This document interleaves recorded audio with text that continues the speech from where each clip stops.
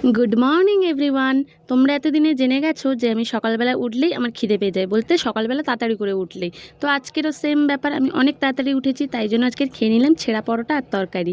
এই দোকানটা না আমাদের এখানে নতুন খুলেছে, তাই জন্য অনেক দিন ধরে ভাবছিলাম টেস্ট করব। তো আজকের ফাইনালি টেস্ট হয়েই গেল। আর তোমরা তো সবাই জেনে গেছো যে সানডে মানে আমাদের বাড়িতে কোনো না কোনো মাংস হবেই। তার জন্য দেখো আজ আনা হয়েছিল মুরগির মাংস আর চিংড়ি মাছ। তো তারই ফাঁকে সবজিগুলোকে রাখলাম কেটে সাইড করে। আর দেখো কাঁচা আমও কিন্তু বাড়িতে ছিল। তো আজকে রান্না করেছিলাম এই লাউ ডাঁটা, লাউয়ের পাতা, আলু দিয়ে চিংড়ি মাছ দিয়ে একটা শুকনো শুকনো তরকারি। এখানে যা হারে সবজির দাম, কোনো কিছুই সবজি নেওয়া যাচ্ছে না, এত হারে সবজির দাম বাড়ছে। আর করেছিলাম কাঁচা আমের চাটনি। আমার মনে হয় টমেটোর চাটনির থেকে কাঁচা আমের চাটনিটাই বেস্ট। একটু টকটক, একটু মিষ্টি মিষ্টি, আর ওপর থেকে একটু জিরে গুঁড়ো ছড়িয়ে দিলে তো এক কথায় অসাধারণ। আর করেছিলাম মাংস। তো আমাদের বাড়িতে না মোটামুটি মুরগির মাংসটা এমনি হয় না, এমনি এমনি বলতে যেরকম সবাই করে আর কি। তো আমরা ফার্স্টে মাংসগুলোকে সেদ্ধ করে নিই, দেন সাদা তেলে ভালোভাবে ফ্রাই করে নিই একদম লাল লাল করে।